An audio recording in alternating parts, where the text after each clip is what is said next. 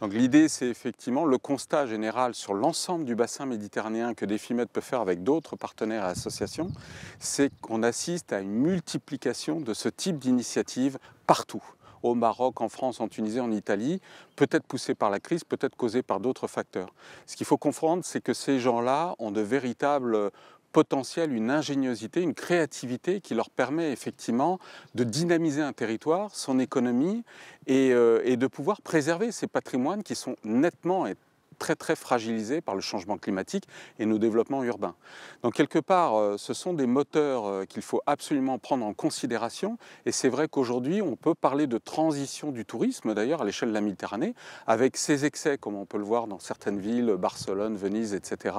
où effectivement on arrive à des limites supportables de ce tourisme massif balnéaire. Et puis de l'autre côté, ces initiatives qui émanent un peu des moyens, des hauts pays, également dans certaines villes, et qui vont inviter, introduire d'autres formes, d'autres pratiques de tourisme. Ces personnes-là, ces femmes et ces hommes qui ont de véritables savoir-faire, qui ont des capacités d'innover sur le territoire, il faut absolument les considérer, les identifier, et c'est notre rôle à Defimed, les mutualiser.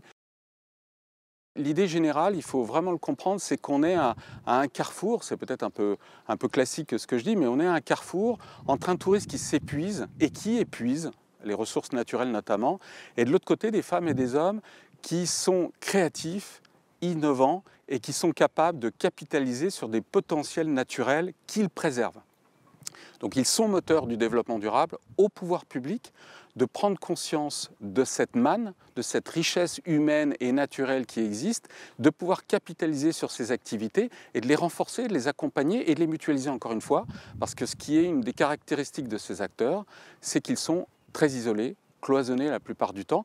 et qu'ils sont courageux, persévérants, mais qu'à un moment donné, ils arrivent à des limites dans leur développement. S'ils ne sont pas aidés, s'ils n'ont pas de promotion, c'est très compliqué. Voilà, alors c'est très disparate à l'échelle des différents territoires et pays, bien sûr, mais même pour un département comme la Côte d'Azur où nous sommes aujourd'hui, c'est vrai qu'encore une fois, des acteurs qui sont dans le moyen et haut pays se retrouvent très isolés par rapport à l'attractivité du littoral qui concentre la très grande masse du tourisme. Et puis de l'autre côté, il faut bien comprendre aussi qu'il y a une demande grandissante du touriste vers ce type de destination vertueuse avec les caractéristiques d'authenticité, de convivialité, d'hospitalité, de repos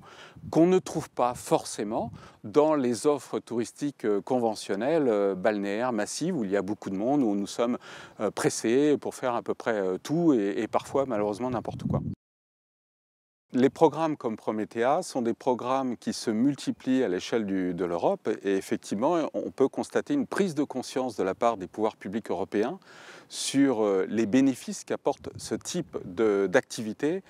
et donc que les programmes sont là pour encourager, mutualiser et renforcer. C'est ce que je disais tout à l'heure. Donc là, il faut bien prendre conscience que jamais il n'y a eu autant de programmes de financement européens pour soutenir, comme Prométhea, ce type d'acteurs et ce type d'activité. C'est pour ça qu'il faut capitaliser dessus, mais ça ne suffit pas à l'échelle européenne. Il faut travailler à l'échelle locale et à l'échelle aussi euro-méditerranéenne. Et là, il y a moins de dispositifs pour le moment qui existent.